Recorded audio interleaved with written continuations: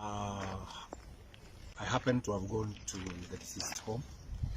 First and foremost, I take this early opportunity to send our condolences to the late for the loss of the giant, a hero, who of course had given Kenya a lot of time. So mimi mwenyewe nilienda huko kama vile wakili wetu wamesema, na tukawa na discussions nzuri sana. Mimi mwenyewe nilikuwa huko, nikaomba, tukaongea vizuri sana, na mwisho baba wa Kiptum pia akawa mtu wa mwisho kuomba, na tukachukua serve na chai, na tulikuwa na mazungumzo ambayo yalikuwa ambayo sisi wenyewe tuliona kwamba ilikuwa nzuri sana. So mwisho nikaweza kupeana namba yangu, na baadaye tukaweza kupika picha hapo nje. Nilishtuka tu juzi niliposikia kwamba hao walikuwa strangers, na mimi nilipeana namba yangu, tuliongea, nikaji-identify mpaka nyumbani, mpaka mzee akajua kwetu.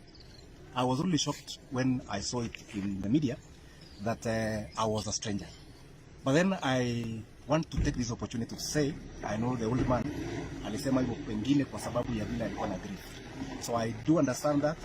Na juzi tukaona hiyo nini na trend kwa social media, mpaka tukasema ni mzuri sisi wenyewe tujisalimishe.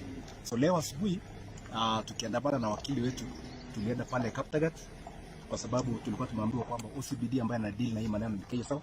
So tukakuwa huko sisi wenyewe, tulijipeleka, hatukufurutwa, hatukufungwa, kwa sababu our conscience is very clear kwamba whatever we were dealing with was something that was very good and was something that was going to even help this family. So mimi sina mengi, nataka kuchukua nafasi kusema kwamba it's so unfortunate that whatever was very good has been brought almost to link us to something else. So we want to say, kwa sasa hatuna maneno mengi ya kusema. We want to pass our condolences to that family, to the late, because we've lost a hero.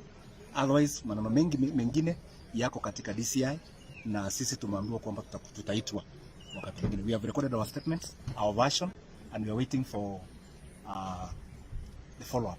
Otherwise, thank you very much.